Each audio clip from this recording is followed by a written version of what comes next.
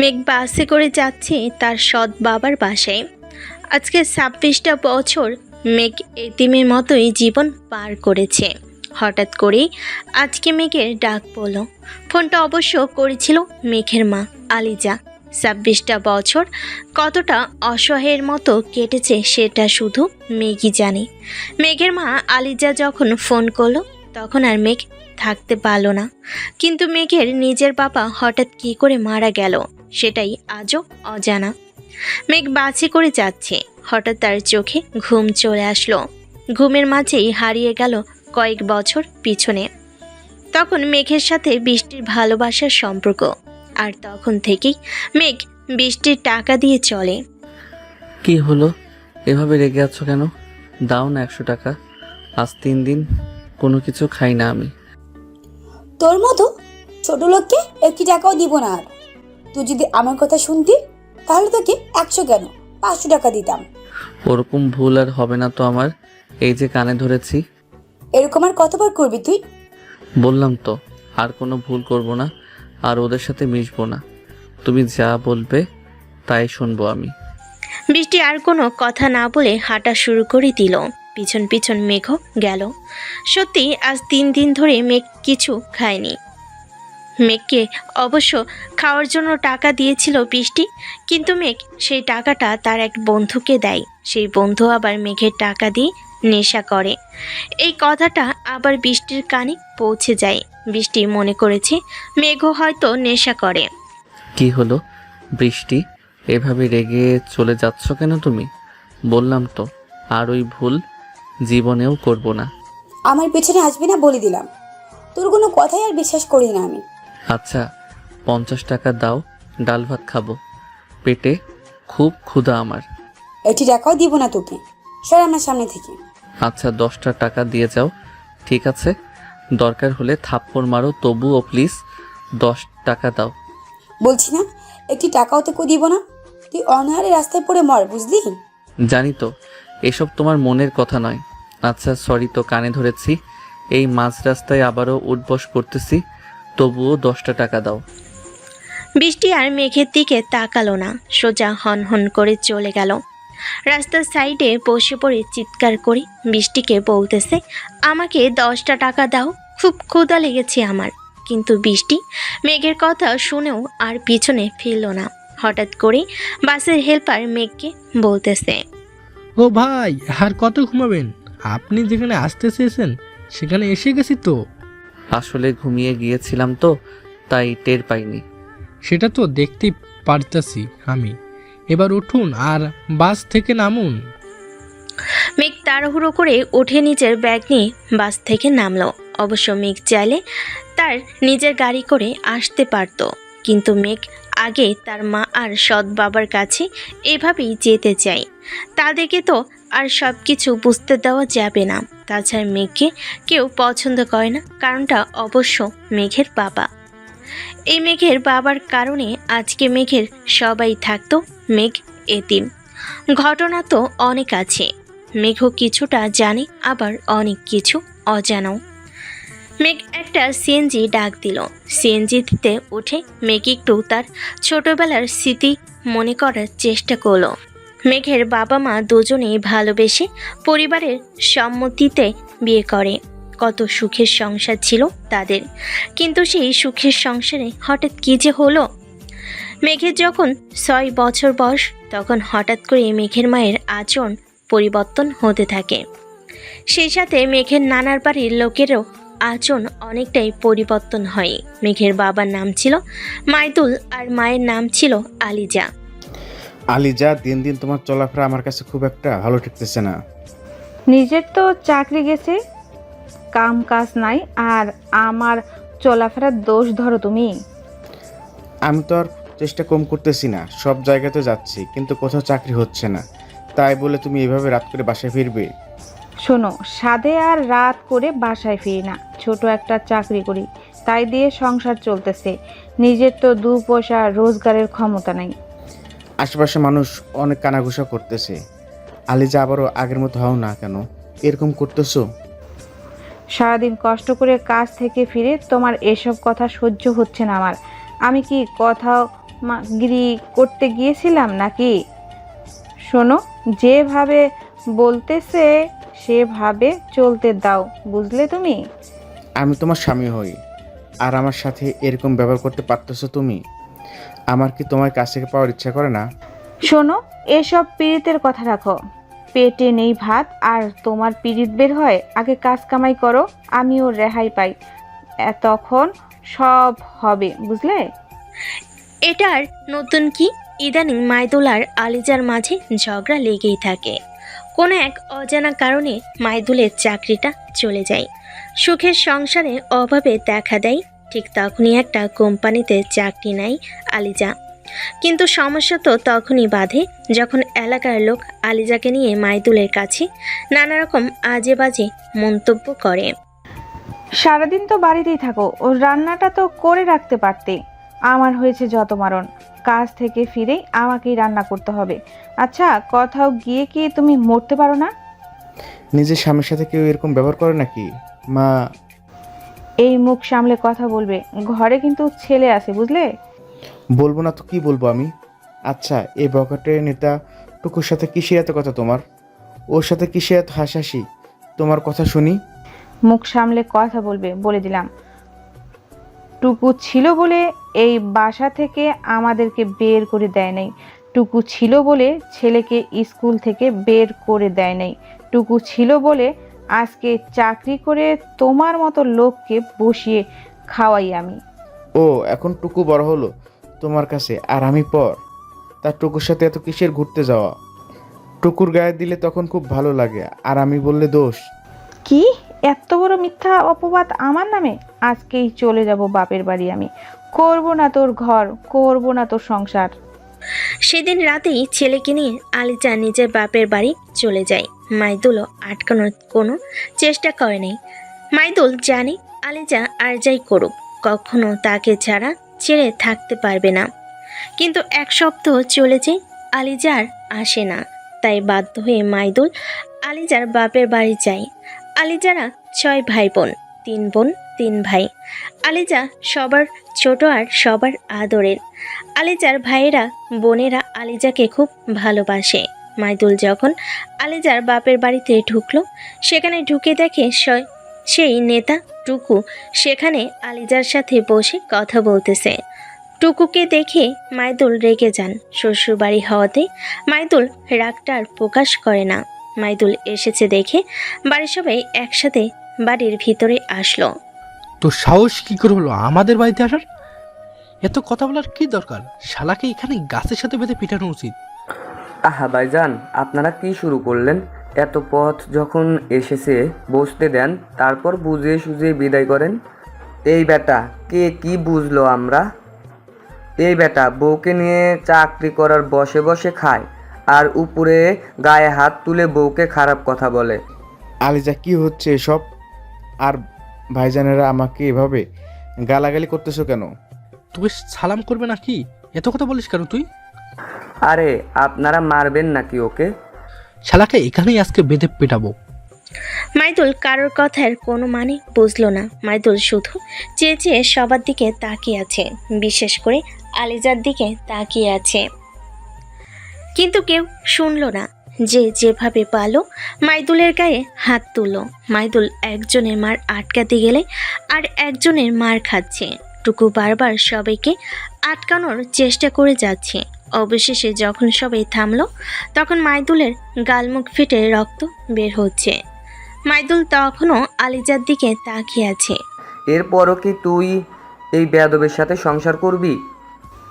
তোমরা সবাই আমার বর, তোমরা যেটা সিদ্ধান্ত নেবে সেটাই আমি মেনে নেব। আলিজা, এমন কথা বলো না। এরপর আমি তোমাকে গালাগালি করব না, রাগ দেখাবো না। আমি দরকার হলে দিন কামলা দিয়ে তোমাকে খাওয়াবো। শেষে কিনা আপনাদের জামাই কামলা? সি সি সি, সম্মান আর থাকবে না। আব্বা, আপনি যদি আমাকে লাখখানেক টাকা দেন, তাহলে একটা ব্যবসা করে চলতে পারি আমি। তখন আর কোনো অভাব থাকবে না। ওরে বাবা, একটা বাচ্চা হওয়ার পরেও যৌতুক দাবি করে! আল্লাহ জানে এখান থেকে গেলে আলিজা আপাকে না জানি আর কি কি করে। হতে পারে মেরেও ফেলতে পারে। এই কথা শোনার পর আবারও সবাই মাইদুলকে ইচ্ছে মতো মারল। মায়ের পাশেই দাঁড়িয়েছিল ছোট্ট মেঘ। নিজের বাবাকে মামাদের হাতে মায়ের খেতে দেখে সেদিন অতটুকু বুঝে গিয়েছিল নিজের রক্ত ছাড়া কেউ আপন হয় না। সেদিন বোবার মতো দাঁড়িয়ে থেকে সব কিছু দেখেছে আলিজা, তবুও ভাইদের মানা করে নাই।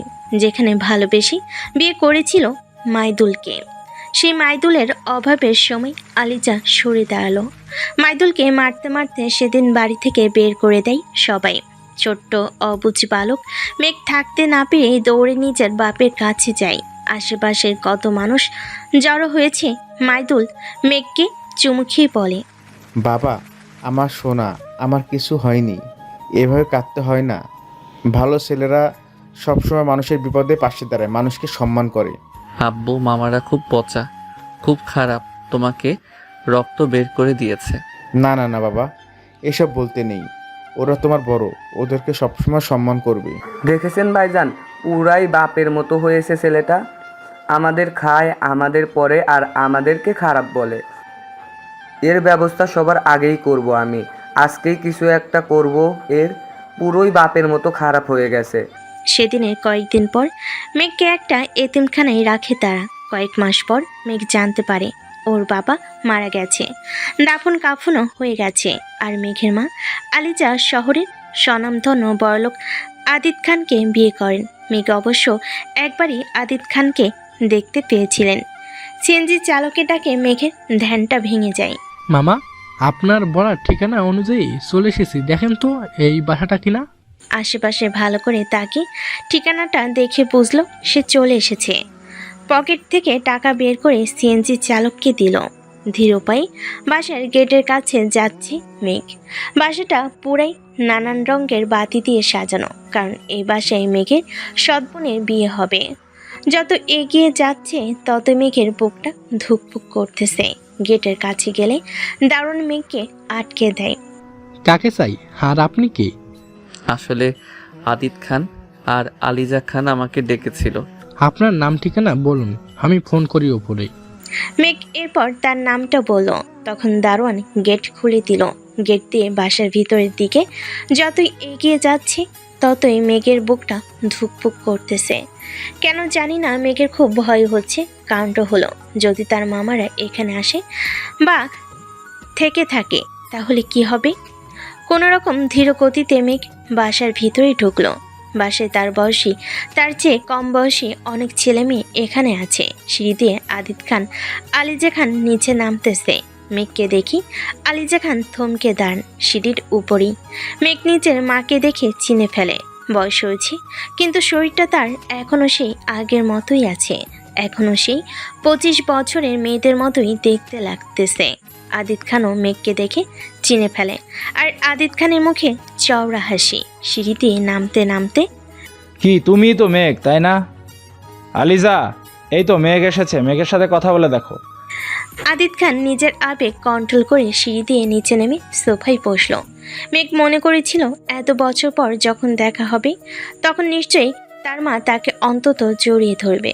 সেটা না করে আদিত খানের পাশের সোফায় বসে পায়ের ওপর পা তুলল। আদিবা, আবির, তোমাদের 2 ভাই বোনকে যার কথা বলেছিলাম, এই হলো সেই মেঘ যার বাবাকে ভালোবেসে বিয়ে করেছিলাম, কিন্তু পরিণামে আমার নসিবে শুধু কষ্ট ছিল। তোমাদের মা ভুল থেকে শিক্ষা পেয়ে আমাকে বিয়ে করে, আর আজকে দেখো তোমাদের মা কত সুখে আছে।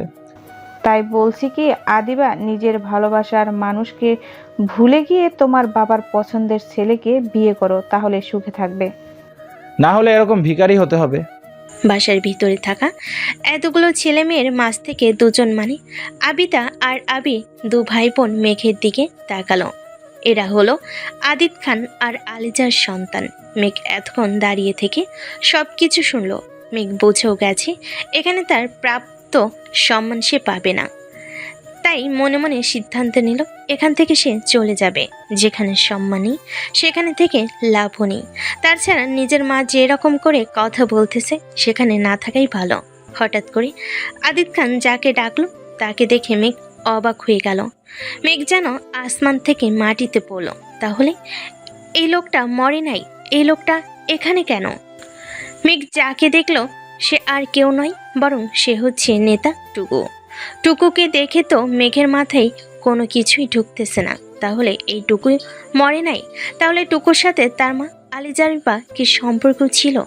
আবার আদিত খানকে বিয়ে করেছে তার মা। কোনো কিছুই যেন মাথায় ঢুকতেছে না মেঘের মাথায়। মেঘ অবাকের উপর অবাকি হয়েছে, কিন্তু সেটা প্রকাশ করতেছে না। মেঘ এসেছে বিয়ে খেতে, কিন্তু এখানেই আসল রহস্য। এবার মেঘ মনে মনে বলে, তাহলে তার কাজটা এবার সহজ হয়ে গেল। নিজের মায়ের প্রতি যে ভালোবাসা ছিল সেটাও আর নেই। কারণটা সোজা, মাইদুলের সাথে বিবাহ বিচ্ছেদ হলো টুকুর কারণে। আবার সেখানে বিয়ে করলো আদিত খানকে। সবাই জানে মেঘের বাবা শ্বশুরবাড়িতে অপমানিত হওয়ার কারণে আত্মহত্যা করেছে, কিন্তু মেঘ যতটুকু জেনেছে তার বাবা আত্মহত্যা করে নাই। জি স্যার, আমাকে কি করতে হবে? এই যে, একে কি চিনতে পেরেছো তুমি? টুকু খুব ভালো করে মেঘের দিকে তাকিয়ে দেখতে লাগলো, কিন্তু টুকু মেঘকে চিনতে পারলো না। তাই আদিত খানকে মাথা নাড়িয়ে না উত্তর দিল। তোমার না চেনারই কথা, কারণ ওকে অনেক ছোটবেলায় দেখেছো তুমি। ও হচ্ছে মাইদুলের ছেলে মেঘ, যাকে এতিমখানায় রেখে এসেছিলে। হঠাৎ করে টুকু একটু কেমন করে তাকালো মেঘের দিকে। টুকুর চোখ বলতেছে সে এখানে মেঘকে আশা করে নাই, তবু একটু মনে মনে সাহস নিয়ে নিল টুকু। স্যার, বেয়াদবি মাফ করবেন। আসলে মেঘকে এখানে হঠাৎ ডাকলেন যে? আর বলো না, তোমার ম্যাডাম কতদিন মেঘের কথা বললো, মেঘকে দেখতে চাইলো। তাই ভাবলাম মেয়ের বিয়ে দিতেছি, আসুক, আমার ছেলে মেয়েও জানুক গরিব ছোট লোকের সন্তান কেমন হয়।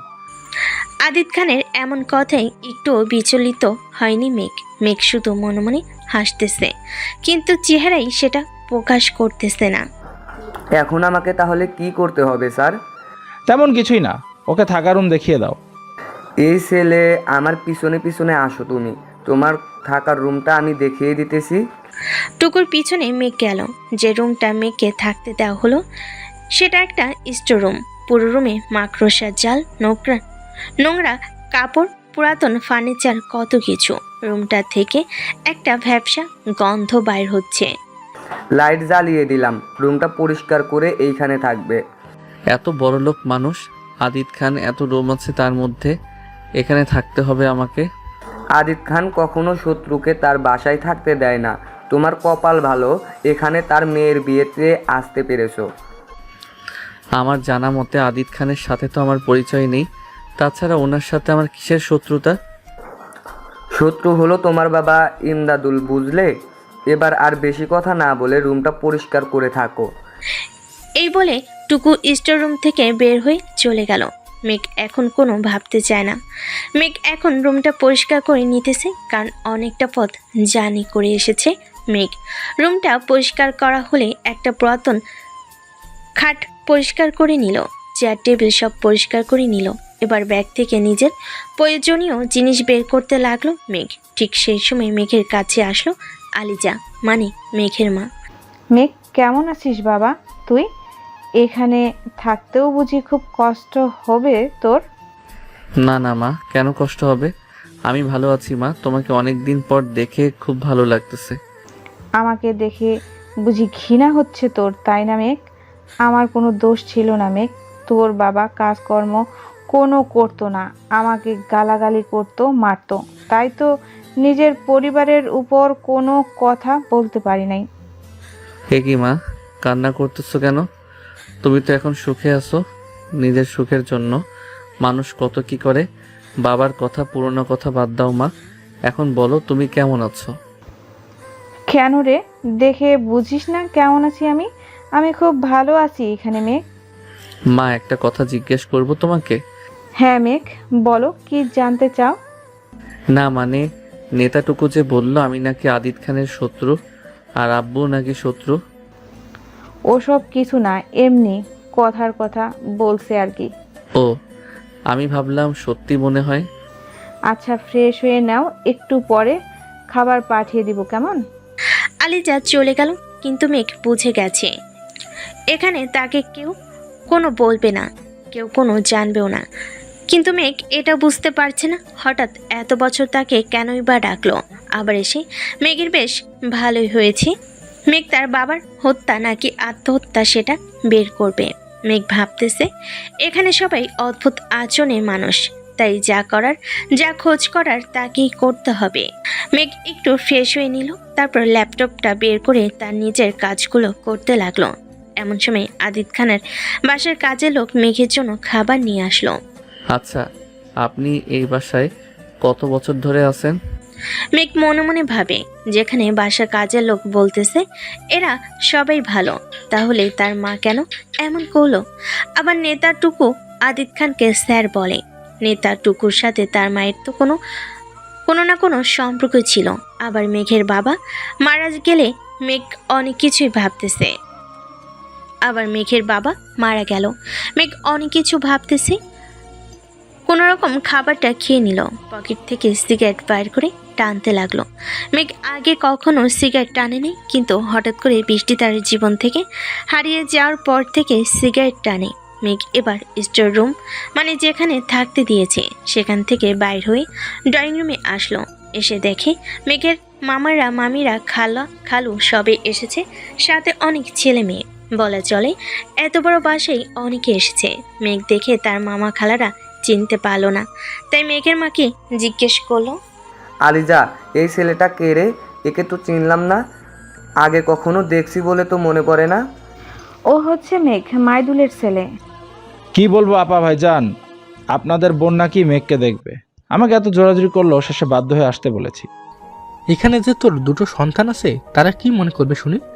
আসলে কাজটা মোটেও ঠিক করিস নাই। দেখতে হবে না ওর বাপ কেমন ছিল, তার সন্তান বলে কথা। আপা ভাইজান কি শুরু করলে তোমরা? এত বছর পর এসেছে ছেলেটা, সে তো আর এখানে থাকবে না। তাছাড়া আমার সন্তান দুটোও তাকে দেখুক, সেটাও চাই আমি। যেটা ভালো বুঝো তুমি, কিন্তু যদি ওখানে ওই ছেলে কোনো গন্ডগোল করে তাহলে কিন্তু খবর ভালো হবে না। মেঘ আর সেখানে থাকলো না, বাসার বাইরে সে দোলনায় বসলো। মেঘ এতটুকু জানে তারা সবাই এখনো তার বাবাকে খারাপ মনে করে। মেঘ এটাও বুঝলো সবাই তাকে মাইদুলের সন্তান মনে করে, কিন্তু আলিজা যে তার মা হয় সেটা কেউ মানে না। মেঘের মনটা ভীষণ খারাপ হয়ে গেছে, তাই দোলনায় বসে ভাবতেছে কি করা যায় আর তাকে কি বার করতে হবে। ঠিক সেই সময় পিছন থেকে মেলি কণ্ঠে জিজ্ঞেস করলো, সবার কথা শুনি বুঝি মন খারাপ? মেঘ সাথে সাথে পিছনে ঘুরে দেখে একটা মেয়ে। আমি রোদেলা, আদিত খান আমার চাচা হয়। আমি ওনার বড় ভাইয়ের মেয়ে। আমি কি আপনার পাশে বসতে পারি?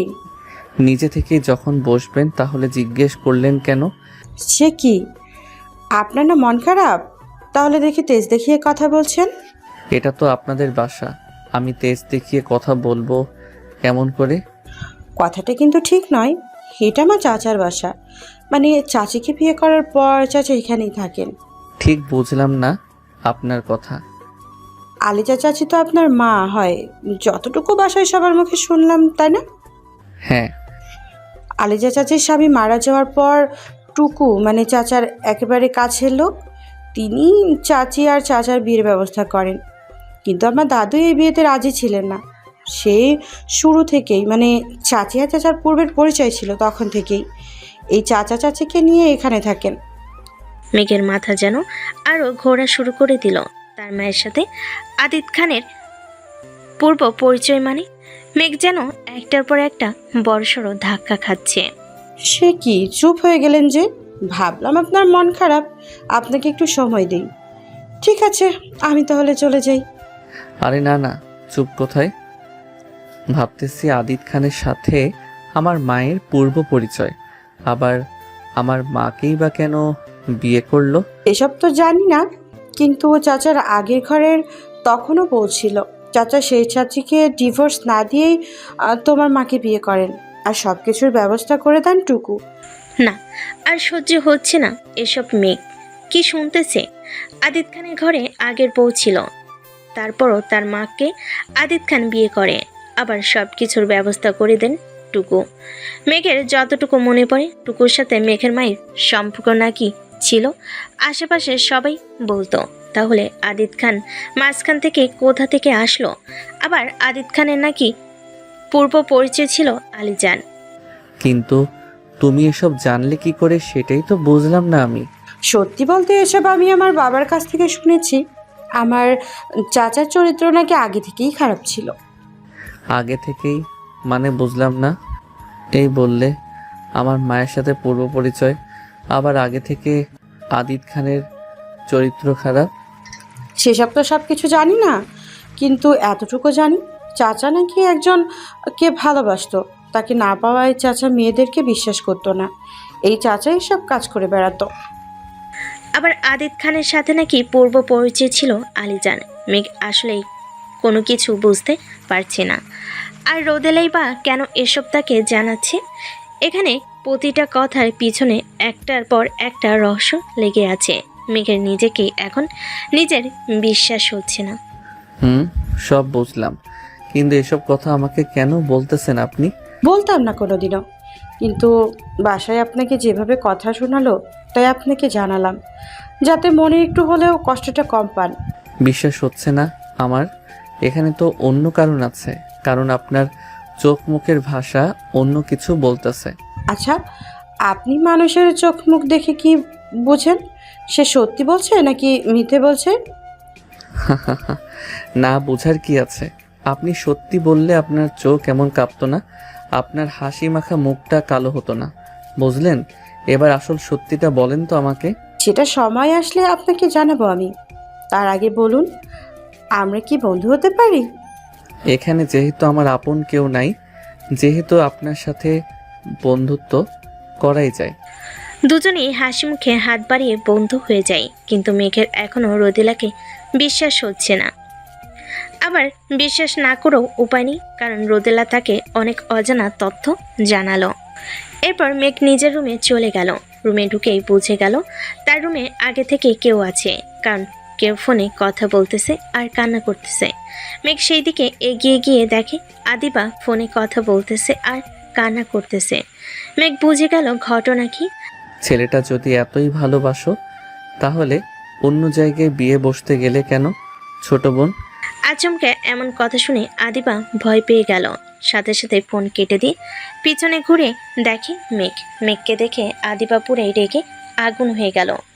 ছোট লোকের বাচ্চা, তোর সাহস কি করে হয় আমাকে বোন ডাকার? তুমি দেখি ঠিক আমাদের মামা খালাদের মতো ব্যবহার করতে শিখে গেছো। দেখো, দুজনে কিন্তু এক মায়ের সন্তান। হয়তো আমাদের বাবা আলাদা, তাই বলে কি আমরা ভাই বোন না? চুপ করো বেয়াদব, কি সব বাজে কথা বলো? আমি আমার মায়ের মতো হয়েছি, বুঝলি তুই? আর এখানে কেন তুই? আসলে এই স্টোর রুমে আমাকে থাকতে দেওয়া হয়েছে। তুমি যতই রাগ করো, যতই যাই বলো, আমি তোমাকে ছোট বোন বলবো। আর হ্যাঁ, তুমি যদি চাও আমি তোমাকে তোমার ভালোবাসার মানুষটার সাথে এক করে দিতে পারি। এই কথা শুনে আদিবার মনটা একটু নরম হলো। শান্তভাবে মেঘের দিকে তাকিয়ে থাকলো। শোনো, সত্যি যদি তোমার ভালোবাসার মানুষকে চাও, আমি ব্যবস্থা করে দিতে পারি, কিন্তু তার আগে এটা বলো, মায়ের মতো তুমি হয়েছো মানে? আসলে আব্বু মামা খালাদের মুখে শুনেছি আম্মু নাকি প্রচুর রাগী, প্রচুর জেদি, আর আমিও নাকি আম্মুর মতো হয়েছি। আচ্ছা, এবার বলো, ছেলেটার নাম কি, থাকে কোথায়, আর কি করে সে? ওর নাম সীমান্ত, আর আমাদের ভার্সিটির সিনিয়র। সে এখনও পড়াশোনা করে। ওর বাবা সরকারি চাকরি করে, আমাদের চেয়ে গরিব বলে আব্বু রাজি না। আচ্ছা আচ্ছা, এবার বুঝেছি আমি। সীমান্ত কি সত্যি তোমাকে ভালোবাসে, নাকি সীমান্ত তোমার সাথে টাইম পাস করে? সীমান্ত ওরকম ছেলে না। আমার বিয়ের কথা শোনার পর থেকে খাওয়া ঘুম বাদ দিছে। এখন বলতেছে আমাকে না পেলে নাকি সে আত্মহত্যা করবে। ওর ঠিকানাটা দাও আমাকে, কালকেই আমি ওর সাথে দেখা করব। ওর সাথে কথা বলার পর যদি মনে হয় সত্যি সে তোমাকে ভালোবাসে, তাহলে তোমার এই ভাই তোমাদের 4 হাত এক করে দিবে। আর হ্যাঁ, আমার কথা তাকে জানানো যাবে না। আদিবা সীমান্তের ঠিকানা দিল, আর কোথায় কোথায় আড্ডা মারে সেই ঠিকানাও দিল। আদিবা সেখান থেকে চলে গেল, কিন্তু মেঘের মাথায় নানান রকম কথা ঘুরপাক খাচ্ছে। মেঘ কিছুই বুঝতে পারছে না আসলে এসব হচ্ছে কি, এত রহস্য, এত ঘটনা। কিন্তু মেঘ মনে মনে সিদ্ধান্ত নেয়, তার বাবার সাথে যদি অন্যায় হয় সেটা সে বাইর করবে। অন্যায় না হলেও পূর্বের সব ঘটনার আসল রহস্য বের করতে হবে মেঘকে। আসলে এখানে প্রকৃত দোষীকে। মেঘ এবার আর বসে থাকলো না, পকেট থেকে সিগারেট আর মোবাইল দুটোই বের করলো। সিগারেট জ্বালিয়ে মেঘ এবার একজনকে ফোন করলো। তাকে আদিত খান, আলিজা, নেতা, টুকু, রোদেলা, আদিত খানের ছেলে মেয়ে, এমনকি নিজের নানা বাড়ির সম্পর্কে জানতে বলো। ফোন রেখে দিয়ে ল্যাপটপ বের করে এক এক করে সবার ফটো সেই লোকের কাছে পাঠিয়ে দিল মেঘ। মেঘের কাছে 2 দিনের সময় চাইল সেই লোক। মেঘ ল্যাপটপটা রেখে বিছানায় গা এলিয়ে দিয়ে পায়ের উপর পা তুলে ভাবতে লাগলো আসলে প্রকৃত দোষীকে। মেঘের মাথা যন্ত্রণায় ফেটে যাবে এমন হিসাব মিলাতে পারছে না। এমন সময় মেঘের রুমে ঢুকলো রোদেলা। তো ভাবছো তুমি? না তেমন কিছু না, এখানে এসে শুনলাম আদিবা নাকি একজনকে ভালোবাসে। এই জন্য তো চাচা আদিবের বিয়ে মন্ত্রীর ছেলের সাথে ঠিক করেছে। শোনো, এখানে ঝামেলায় জড়াতে যেও না। রানিং মন্ত্রী আবার তার অনেক ক্যাডার গ্রুপ আছে, সামলাতে পারবে না, বুঝলে? বুঝেছি, কিন্তু কালকে আমার সাথে এক জায়গায় যেতে পারবে? অবশ্যই যেতে পারবো, কিন্তু তার আগে জানতে চাই কোথায় যাবে। না বলা পর্যন্ত যেতে পারবো না। আরে বাবা, ছোট মানুষের মতো কথা বলো কেন? আমরা দুজন একে অপরের বন্ধু। বন্ধুই যদি মনে করো তাহলে আমাকে বলতে সমস্যা কোথায়? কালকে আমরা আদিবার সেই প্রেমিকের সাথে দেখা করতে যাব। মরার জন্য পাখনা গজালো নাকি তোমার? সেটা সময় বলে দিবে কে মরবে আর কে বাঁচবে। বলো, যাবে কি না আমার সাথে? যেহেতু বন্ধু হয়েছি সে তো অবশ্যই যেতে তো হবেই। আর আমি তো দেখতেছি কিছুই জানো না তুমি। এই জন্য তো তোমাকে সাথে করে নিয়ে যেতে চাই আমি। এত অল্প সময়ে আমার প্রতি এত বিশ্বাস হলো কি করে তোমার? যে মানুষ আর একজন মানুষের কষ্ট বুঝে তাকে চোখ বন্ধ করে বিশ্বাস করা যায়। এবার না তোমার আমার খুব সন্দেহ হচ্ছে। আসলে কে তুমি আর কি চাও তুমি? সব কিছু না হয় তোমার মতো তোলা থাক, সময় হলে বলবো।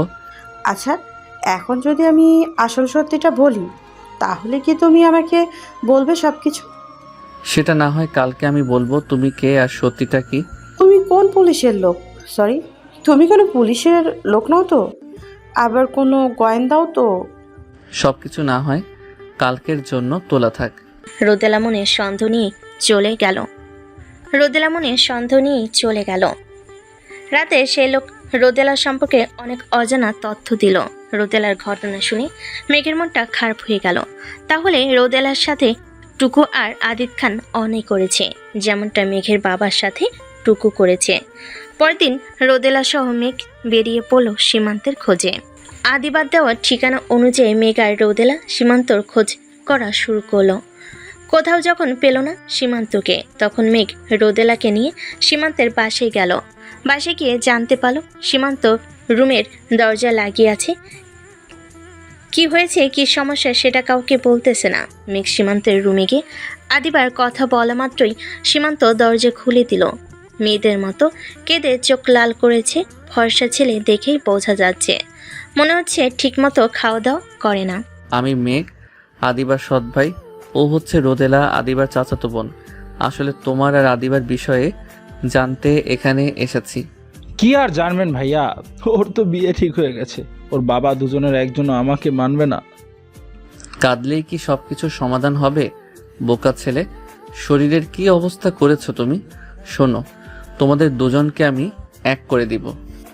তোমার কি মাথা ঠিক আছে মেঘ? আদিবার হবুবার গুন্ডা পোষে, বুঝলে? নিমিষেই শেষ করে দিবে তোমাকে। আপু ঠিক কথাই বলেছে ভাইয়া। আদিবাকে চাও কি না? অবশ্যই চাই ভাইয়া। বিয়ের দিন আদিবার বাসার বাইরে থাকবে তুমি।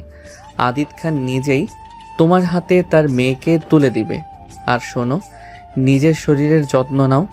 তোমার বাবা মাকে বলো বউ বরণ করে নেওয়ার জন্য। মেঘ, তুমি কি পাগল হয়ে গেছো? এসব কি বলতেছো তুমি? নিজে তো মরবে, সাথে এই ছেলেটাকেও মারবে নাকি? একটু সময় দাও, সব কিছু শোনো আমার কাছ থেকে, তারপর নিজেই বলবে আমি কি। আর তোমাকে দেখেই বুঝেছি তুমিও আদিবাকে মনে প্রাণে ভালোবাসো, তাকে চাও।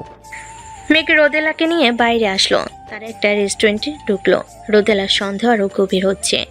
রোদেলাকে এরকম দেখে মেঘ হাসতেছে শুধু। দুজনের জন্য খাবার অর্ডার দিয়ে গেল। মেঘ খাচ্ছে কিন্তু রোদেলা খেতে পারতেছে না। রোদেলার খুব ভয় হচ্ছে। এই বুঝি রোদেলার খাওয়া শেষ। এটা সত্যি কথা বলি, এখন না তোমাকে আমার খুব সন্দেহ হচ্ছে। তোমাকে দেখেই ভয় করতেছে। হঠাৎ এমন ধারণা কেন হলো তোমার? মন্ত্রীর ছেলের সাথে আদিবের বিয়ে ঠিক হয়েছে, কিন্তু তুমি সেখানে আদিবা আর সীমান্তকে এক করে দিতে যাচ্ছ। যদি কোনোভাবে এই ঘটনা একবার মন্ত্রীর ছেলে জেনে যায়। কিছুই হবে না, তোমাকে কোনো টেনশন করতে হবে না, বুঝলে তুমি? এই বুঝি রোদেলার শেষ খাওয়া। সেই সময় মেঘের ফোনে একটা কল আসে। মেঘ রোদেলাকে বলে একটু দূরে যায়। ফোন বাইর করে কার সাথে যেন কথা বলে মেঘ। রোদেলার সন্দেহ আরও দৃঢ় হতে থাকে। আসলে মেঘকে ফোন করেছে তার সেই লোক। সে লোক মেঘকে অনেক তথ্য দিল, আরও অনেক কিছু জানার বাকি আছে। মেঘ ফোন কেটে দিয়ে মনটা ভারী করে রোদেলার কাছে আসলো।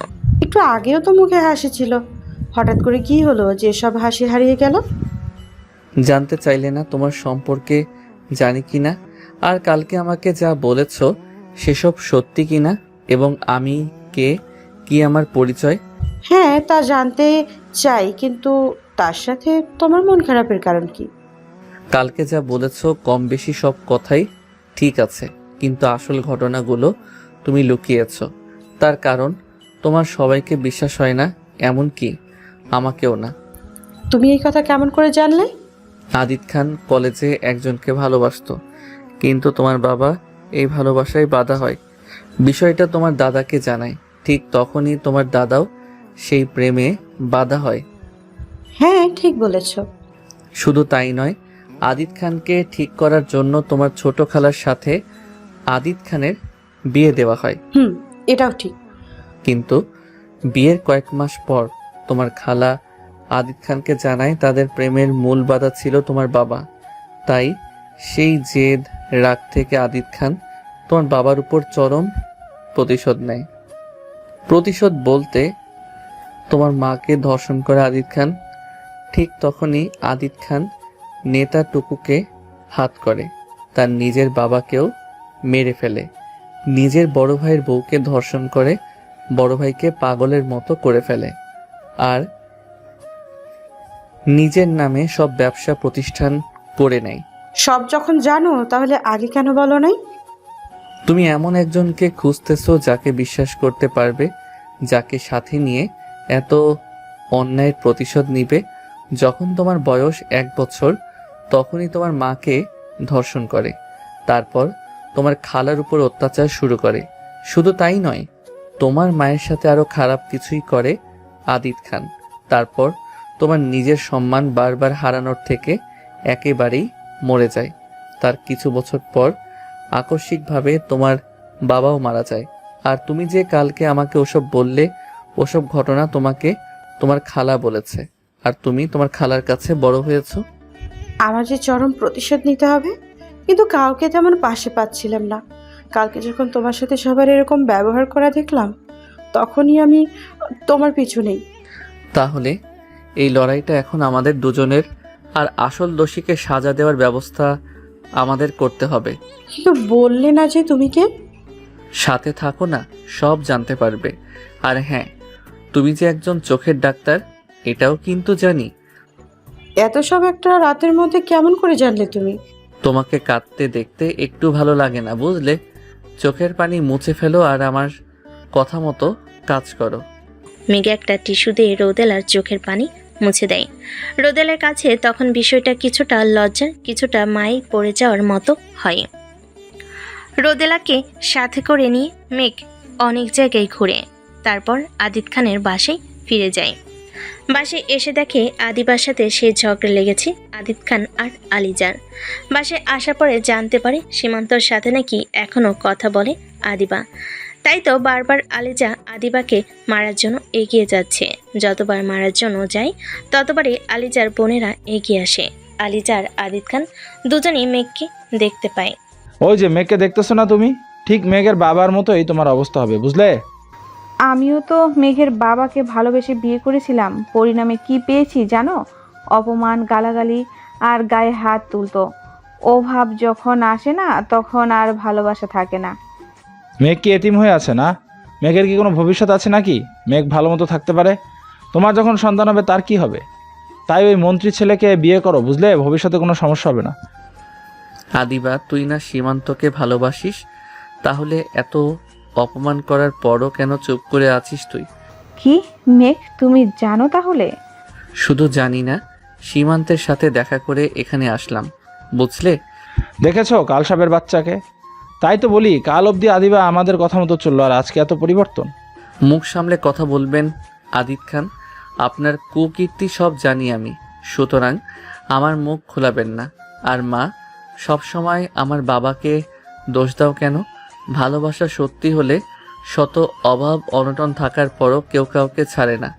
আর আমি যতটুকু দেখেছি, আমার বাবা তোমার গায়ে কোনোদিন হাত তুলে নাই, আমার বাবার বিপদে কোনোদিন পাশে ছিলে না। আগেই বলেছিলাম তোমাকে, এই ছেলেকে আনার প্রয়োজন নেই। দেখলে তো, শুনলে তো সব। তোর বাপ ছিল কাপুরুষ, বুঝলি? বউয়ের টাকায় বসে বসে খেত, আবার সেই বউকে সন্দেহ করত। স্বামী স্ত্রীর বিপদে দুজন দুজনের পাশে থাকে। হয়তো আমার বাবার চাকরি ছিল না, কিন্তু তুমি তো চাকরি করতে। আচ্ছা মা, কোনোদিন কি ঠিকমতো আমার খেয়াল রেখেছিলে? তুমি যদি সন্দেহ করার মতো কাজ করো, তাহলে সন্দেহ করবেই আমার বাবা। এই মুহূর্তে আমার বাসা থেকে বের হয়ে যাবি, না হলে এখানেই পুঁতে ফেলবো তোকে। আদিবা, সীমান্ত যদি চাও সেটা বলো, এখনো সুযোগ আছে। দুজনের ভালোবাসা যদি সত্যি হয়, শত বাধা শত বিপদও তোমাদের কিছুই করতে পারবে না। হ্যাঁ ভাইয়া, আমি সীমান্তকে চাই, সেটা যে কোনো মূল্যেই হোক না কেন। আদিবার কথা শুনে আলিজা যেই না আদিবাকে থাপ্পড় মারতে যাবে, ঠিক সেই সময় মেঘ আলিজার হাত ধরে ফেলে। তোমার মতো মা যেন কারো না হয়, যে মা নিজের সন্তানের ভালো পছন্দ অপছন্দকে মানতে না পারে, সে যেন কারো না হয়। এই শুনে আদিত খানও মেঘকে মারতে আসলে মেঘ তারও হাত আটকে ধরে। এবার টুকু মারতে আসলে লাথি মেরে টুকুকে দূরে সরিয়ে দেয়। এবার মেঘের মামারা মারতে আসলে এক হাত সামনে নিয়ে বলে, আমি আমার বাবার মতো অতটাও সবাইকে সম্মান করি না। আমাকে মারার আগে নিজেদের শরীর ঠিক করে নাও, না হলে এমন মার মারবো শরীরের কোনো অংশ বাদ যাবে না। দেখেছিস আলিজা এই শয়তানের বাচ্চার ব্যবহার? সে নাকি আমাদের মারবে না, এমন মানুষকে এখানে আনার কোনো প্রয়োজন ছিল? ভুল যখন করেছি তখন ওকে ঘাড় ধাক্কা দিয়ে বের করে দিব। মা হিসেবে সম্মান করি, শ্রদ্ধা করি, এসব করতেই পারো, কিন্তু যাদের কথা শুনে আমাকে বের করে দিতেছো তারা কিন্তু... এই মুহূর্তে আমার বাসা থেকে বের হয়ে যা তুই, না হলে আমার স্বামী তোকে আস্ত রাখবে না। অবশ্যই যাব, কিন্তু প্রতিদিন সবাই আমাকে চোখের সামনে দেখবে। আদিবা, কোনো ভয় নেই, এই ভাই তোমার সাথে আছে, আর তোমার বাবা নিজ হাতে তোমাকে সীমান্তের হাতে তুলে দিবে, এটার গ্যারান্টি আমি। ভাইয়া, আমার ভয় হচ্ছে, কারণ আব্বু মন্ত্রীকে সব বলে দিয়েছে। এখন যদি সীমান্তের কোনো কিছু হয়? এসব নিয়ে কোনো চিন্তা করতে হবে না, আমি আছি। সীমান্তের সাথে সাথে তোকে এবার মরতে হবে। মরার জন্য পাখা গজিয়েছে তোর? আমি আদিবা সীমান্তের হাতে না, তোর আর সীমান্তের কবরে মাটি দিব। সেটা না হয় সময় বলে দিবে মিস্টার আদিত খান। মেঘ স্টোর রুম থেকে ব্যাগ গুছিয়ে নিয়ে আসলো। আসার আগে টুকু আর আদিত খানের দিকে চেয়ে মুচকি হাসি দিল। তোরা কে শয়তান কে ভালো সব জেনে গেছে মেঘ। এমনকি মেঘের বাবাকে তোমরা দুজন মিলে যে মেরেছ সেটাও আর অজানা নয়।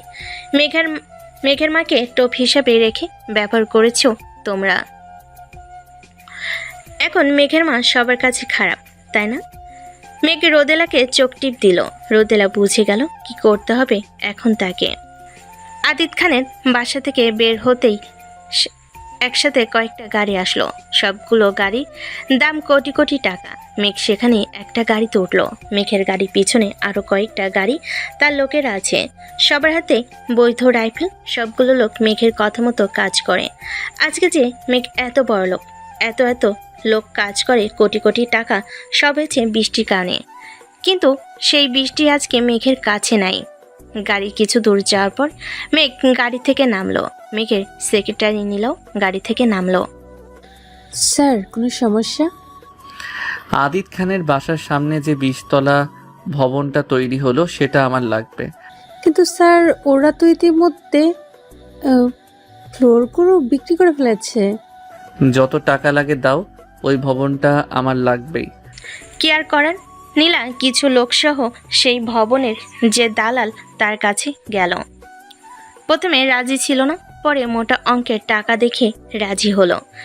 সেই ভবন যে গ্রুপটা তৈরি করেছে তাদের কাছে গিয়ে কয়েক কোটি টাকা দিয়ে ভবনটা মেঘের নামে করে নেয়।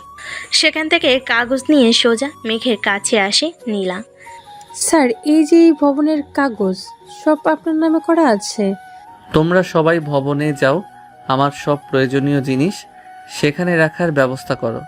আর ভবনে শুধু আমাদের লোক থাকবে। সব বুঝতে পেরেছি স্যার, কিন্তু আপনি এখন একা কোথায় যাবেন স্যার? আমাকে এক্ষুনি এক জায়গায় যেতে হবে। আর হ্যাঁ, সিরাজকে দ্রুত এখানে আসতে বলো, অনেক বিষয় জানার বাকি আছে আমার। মেঘ একটা গাড়ি নিয়ে নিজে চালিয়ে সীমান্তর বাসে চলে গেল। সেখানে গিয়ে দেখে কিছু গুন্ডা সীমান্তের পুরো পরিবারকে রাস্তায় বের করে দিয়েছে। বাসায় যত আসবাবপত্র, প্রয়োজনীয় জিনিসপত্র ছিল সব ভেঙে ফেলেছে। এমনকি এখন তারা সীমান্তর গায়ে হাত তুলতেছে। মেঘ এসব দেখে থাকতে না পেরে সেই গুন্ডাগুলোকে ইচ্ছে মতো মারতে লাগলো। মেঘের মার খেয়ে সবগুলো গুন্ডা সেখান থেকে পালাতে লাগলো। এই শোন, তোদের আব্বা মন্ত্রী আর তার ছেলেকে বলিস মেঘ এসে গেছে, সবার খবর করে ছেড়ে দিবে। মেঘের চোখ মুখ দেখে ভয়ে সবাই দৌড়ে পালালো। মেঘ সীমান্তের বাবা মাকে রাস্তা থেকে তুলে দাঁড় করালো। এরপর মেঘ সীমান্তকে তুললো, নাক মুখ ফেটে রক্ত বের হচ্ছে তার। মেঘ সবাইকে গাড়িতে তুলে সেই ভবনে নিয়ে আসলো। মেঘের সাথে অন্য 3 জন লোক দেখে নীলা এগিয়ে আসলো। স্যার, এনারা কারা আর এনাদের এমন অবস্থা হলো কি করে? এত প্রশ্ন না করে একজন ডাক্তারকে ফোন করো দ্রুত। নীলা মেঘের কথা মতো একজন ডাক্তারকে ফোন করে আসতে বলল। সেই ডাক্তার এসে সীমান্তের চিকিৎসা করতে লাগলো। ডাক্তার চলে গেল নীলাকে। মেঘ বলল এনাদের থাকার রুমের ব্যবস্থা করতে। নীলা সীমান্তের বাবা মেয়ের থাকার ব্যবস্থা করে দিল। ভাইয়া, ওরা আমাদেরকে জানে মেরে ফেলবে, ওরা খুব খারাপ লোক। ওরা দেখেননি কি অবস্থা করেছে আমার। তুমি এত ভীতু কাপুরুষ কেন? ভালোবাসা পেতে গেলে লড়াই সংগ্রাম তো করতেই হবে তোমাকে। কি দিয়ে লড়াই করবো? এখন তো আমার বাবার চাকরিটাও নাই, বাসা ছাড়া পথের ভিখারি হয়ে গেছি। এমন ছেলের সাথে কে বিয়ে দিবে তার মেয়ে? নীলা, এই ভবনের কাগজ নিয়ে এসে সীমান্তের হাতে দাও। আজকে থেকে পুরা ভবনের মালিক তুমি। এখান থেকে যে ভাড়ার টাকা উঠবে তা দিয়ে রাজার হালে জীবন চলে যাবে। কিন্তু ভাইয়া, আদিবার বাসার সামনে যে এটা, এখানে তো তারা আমাদের দেখে ফেলবে, আমাদের তো ক্ষতি করবে। আমি আছি, চিন্তা করো না। আর পুরা ভবনে আমার লোক আছে, তোমাদের কেউ কিছুই করতে পারবে না। তুমি বিশ্রাম করো, আমি একটু আসি। মেঘ নিচে নেমে রোদেলাকে ফোন করলো। রোদেলা আদিত খানের বাসা থেকে বাইরে এসে দেখে মেঘ। রোদেলা দৌড়ে এসে মেঘকে নিয়ে একটু আড়ালে গেল। মেঘ, প্লিজ এখান থেকে চলো, ওরা সবাই তোমাকে মারার জন্য খুঁজতেছে। আদিবা জানালো মন্ত্রীর লোকেরা নাকি সীমান্তকে খুব মেরেছে, ওদের বাসা থেকে বের করে দিয়েছে। আরে বাবা, আস্তে, এত ভয় পাচ্ছ কেন তুমি? সীমান্ত, ওর বাবা মা সবাই ঠিক আছে, আর আমিও মন্ত্রী ছেলেকে খুঁজতেছি। কোথায় আছে সীমান্ত? আর তুমি এত কনফিডেন্ট কেমন করে? তুমি না বড্ড বেশি কথা বলো, বুঝলে? আসো আমার সাথে, তোমাকে সব বলতেছি। মেঘ রোদেলাকে নিয়ে সেই ভবনে আসলো। প্রত্যেকটা জায়গায় রাইফেল নিয়ে লোক দাঁড়িয়ে আছে। রোদেলা তো অবাকের উপর অবাক হচ্ছে। রোদেলা বুঝতে পারছে না আদিত খানের বাসার সামনে এই ভবনে। মেঘ কিছুই তার মাথায় ঢুকতেছে না। রোদেলাকে নিয়ে সীমান্তর কাছে গেল। সীমান্ত, তুমি ঠিক আছো তো? তোমার কোনো কিছু হয়নি তো? আপু, আমি ঠিক আছি। মেঘ ভাই আমাকে ওদের হাত থেকে বাঁচিয়েছে। কিন্তু এই এত বড় ভবনে বুঝলাম না। এটা মেঘ ভাই আর ভবন আমাকে দিয়ে দিল। রোদেলা মেঘের দিকে কেমন করে তাকিয়ে আছে। রোদেলার তাকানোই অনেকগুলো প্রশ্ন ঘুরতেছে। মেঘ এবার একটা চেয়ারের উপর বসলো। রোদেলা, ভয়ের কিছুই নেই।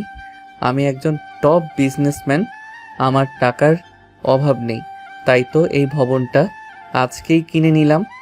পুরা ভবনে যত লোক দেখতেছো সবগুলো আমার লোক, এরা সবাই আমার হয়ে কাজ করে।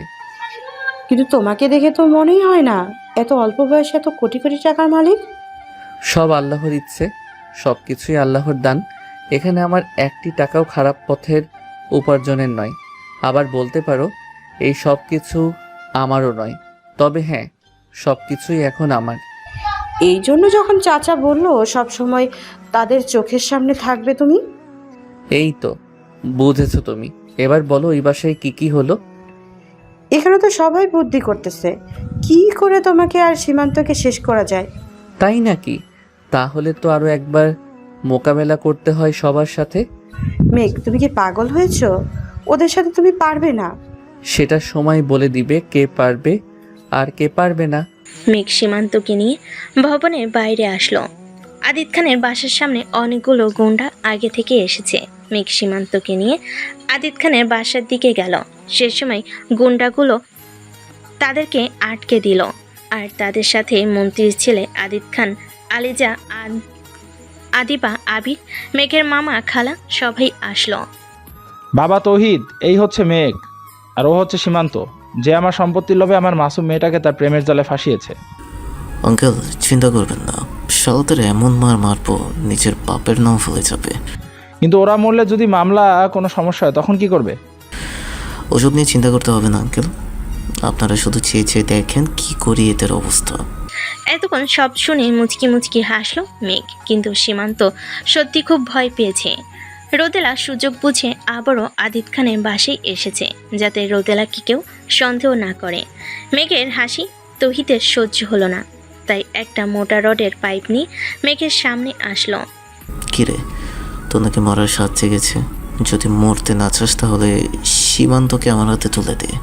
পারলে আমার কাছ থেকে নিয়ে যা, দেখি তোর কত সাহস। তোকে দেখে তো ভিখারি মনে হচ্ছে আমার, তোকে দেখেও মায়া লাগতেছে রে আমার। আমার তোকে আর এখানে যারা আছে তাদের কাউকে দেখে আমার মায়া হচ্ছে না। তোর দিকে ভয় তোর কিছুই নেই দেখতেছি, তাহলে মরার জন্য তৈরি হয়ে নে। তুই সেই রডের পাইপটা নিয়ে মেঘের মাথার সাইড দিয়ে মারতে গেলে মেঘ এক হাত দিয়ে সেটা আটকে দিল। তৌহিদ পাইপটা টানতেছে কিন্তু সরাতে পারতেছে না। তোরা সবাই চেয়ে চেয়ে কি দেখতেছিস? শালাকে এখানে মেরে পুঁতে ফেল। তৌহিদের কথা শুনে সবগুলো গুন্ডা মারার জন্য আসলো। মেঘ তৌহিদের রোডের মোটা পাইপটা কেড়ে নিয়ে এক এক করে সবাইকে পেটাতে লাগলো। এবার সবাই তলোয়ার বের করে মারার জন্য আসতে লাগলো। ভবনের উপর থেকে নীলা সব দেখলো, সাথে সাথে মেঘের সবগুলো লোক নিচে নামতে থাকলো। সবাই মেঘ আর সীমান্তকে ঘিরে ফেলেছে। সীমান্ত ভয়ে পিছন থেকে মেঘের কাঁধ দিয়ে শক্ত করে ধরেছে। এক হাত দিয়ে শক্ত করে ধরেছে। মেঘ চারিদিকে ঘুরে ঘুরে দেখতেছে, সবাই মেঘের সাথে সাথে ঘুরতেছে। এবার মেঘ এক করে সবাইকে পাইপ দিয়ে মারা শুরু করলো। যখন সীমান্তকে মারতে যাবে তখন আবার সীমান্তের সামনে দাঁড় হচ্ছে। তোমরা সবাই মিলে একজনকে মারতে পারতেছো না, এই জন্য তোদের পিছনে লক্ষ লক্ষ টাকা নষ্ট করি আমি। সবাই একসাথে ধর শালাকে।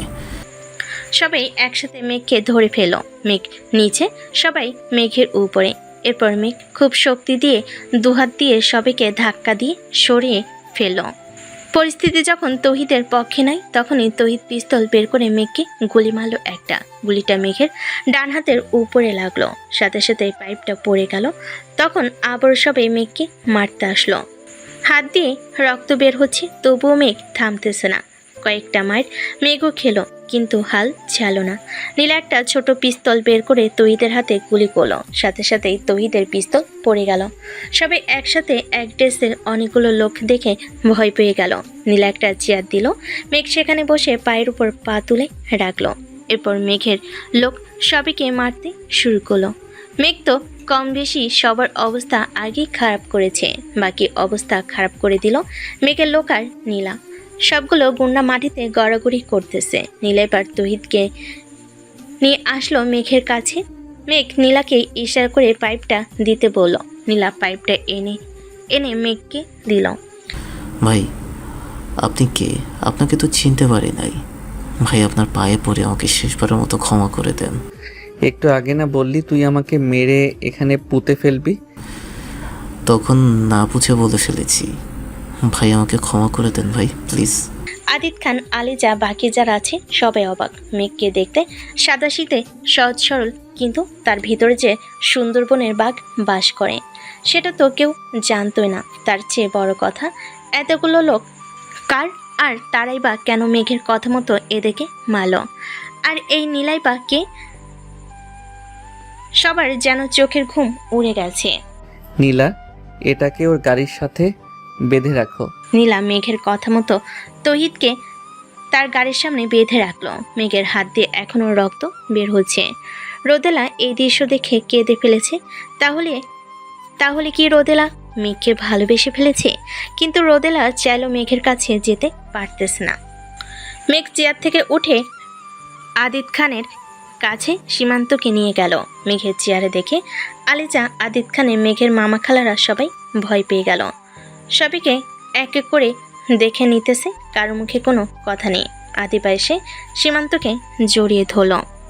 আদিত খান কোনো কথা বলতে পারতেছে না। একটু আগে যা দেখলো তাতে কোনো কথা বলা এখন তার বোকামি হবে। কি ব্যাপার, কারোর মুখে কথা নেই কেন? কি হলো, সবাই চুপ কেন? বাহ, এই তো কথা বের হয়েছে। মানুষ তখনই এমন হয় যখন অবহেলা, অনাদর, অপমান পেতে পেতে বড় হয়। তৌহিদকে ছেড়ে দাও মেঘ, তুমি হয়তো তৌহিদের বাবাকে চেনো না। ওই জারজের বাবা হয়তো মেঘকে চিনে না।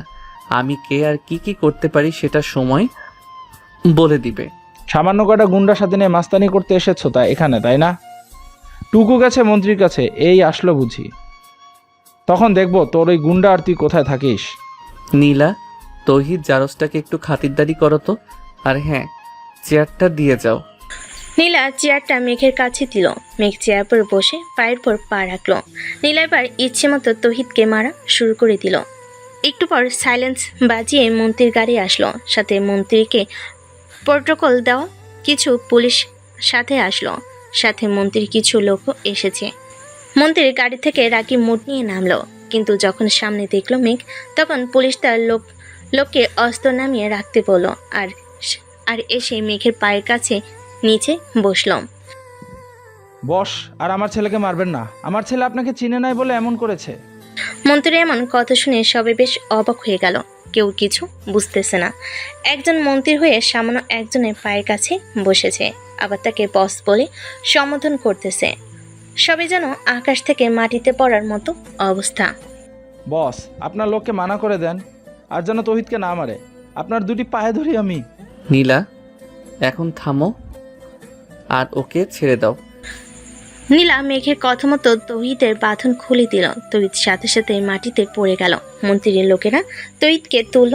মন্ত্রী ইশারা করে ওকে নিয়ে যেতে বলল। মন্ত্রী শোন, আদিত খানের মেয়ের সাথে তোমার ছেলের বিয়ে হবে না। আদিত খানের মেয়ের সাথে বিয়ে হবে সীমান্তের। আপনি যা বলবেন বস তাই হবে। আমি কোনো মানে জানতে চাইবো না। আপনার মুখের কথাই শেষ কথা বস। আমার ছেলে আর কোনোদিন আপনার সামনে আসবে না। আমার মেয়ের বিয়ে ওই ছোট লোকের বাচ্চার সাথে জীবনও দিব না আমি। তুই যত বড় গুন্ডা হোস না কেন, তোর কোনো কথাই কাজ হবে না। মেয়ে যখন আমার, তখন আমি আমার মেয়ের বিয়ে দিব নিজের পছন্দের ছেলের সাথে। নীলা, আমাকে একটু ধরো, এখন যেতে হবে। প্রচুর রক্ত বের হয়েছে। মেঘকে সে দুজন ধরল। তারপর মেঘ তাদের কাঁধে ভর দিয়ে যেতে লাগলো। এদিকে আদিত খান চিৎকার করে যাচ্ছে, কিন্তু মেঘ কারোর কোনো কথা কানে নিতেছে না। সবে যেন একটা ঘোরের মধ্যে আছে। আসলে এই অল্প সময়ের মধ্যে এসব কি হলো, তার কেউ কোনো কিছুই বুঝতেছে না। একজন মন্ত্রী পর্যন্ত মেঘকে ভয় করলো, তাহলে মেঘকে নিয়ে যাওয়ার পর সবে অবাক হয়ে মন্ত্রীর দিকে তাকিয়ে আছে। আসলে সবার মনে একটাই প্রশ্ন, মেঘকে আর কেনই বা মন্ত্রীর মতো ক্ষমতাবান মানুষ মেঘকে ভয় করলো। মন্ত্রী মাটির থেকে উঠল, উঠে আদিত খানের কাছে গেল। আদিত খান, আমাকে ক্ষমা করে দিবেন। আপনার মেয়ের সাথে আমার ছেলে বিয়েটা হচ্ছে না। কেন হবে না শুনি? সামান্য একটা গুন্ডার ভয়ে কি বিয়ে হবে না? আর আপনি কোথায় বসবাস করেন শুনি? কাকে গুন্ডা বলতেছেন আপনি? মেঘ সাহেবকে? ওনার কত ক্ষমতা সেটা আপনিও জানেন না, বুঝলেন? কাকে সামান্য বলতেছেন আপনারা? এই দেশের টপ বিজনেসম্যান সে, বুঝলেন? চাইলে এক তুড়িতে আপনার মতো আদিত খানকে মাটিতে নামাতে পারে। আমার মতো কত এমপি মন্ত্রী তার পকেটে থাকে জানেন? তার টাকা দিয়ে কত পুলিশ র্যাব চলে জানেন? সে চাইলে লক্ষ লক্ষ ভোট আমাদের দিতে পারে। তার নামে কত প্রতিষ্ঠান আছে জানেন আপনি? দেশে সবচেয়ে বেশি করদাতা মেঘ সাহেব, বুঝলেন? ওনার ক্ষমতা সম্পর্কে আপনাদের কারো কোনো ধারণাই নেই। মেঘ সাহেব বিদেশে ছিল, সেখান থেকেই তিনি বড়লোক। যে দেশে ছিল সে দেশের এমপি মন্ত্রীর সাথে তার যোগাযোগ চলাফেরা ছিল, বুঝলেন? ভালো মানুষ অতি অল্পতেই সবার মনে জায়গা করে নেয়, বুঝলেন? তাহলে কি বিয়েটা ক্যান্সেল করতে চাচ্ছেন মানে কি? ক্যান্সেল হয়ে গেছে অনেক আগেই। আপনার মতো কত আদিত খানের সুন্দরী মেয়েরা আমার ছেলেকে বিয়ে করার জন্য পাগল। আমি কি এখানে ছেলে বিয়ে দিয়ে নিজের ক্ষমতা ছেলে জীবন সব হারাবো নাকি? মন্ত্রীর সব কথা শুনে সবাই আরও অবাক। আদিত খান আর আলিজা নিজেদের গালে নিজেরাই মারতে চাচ্ছে।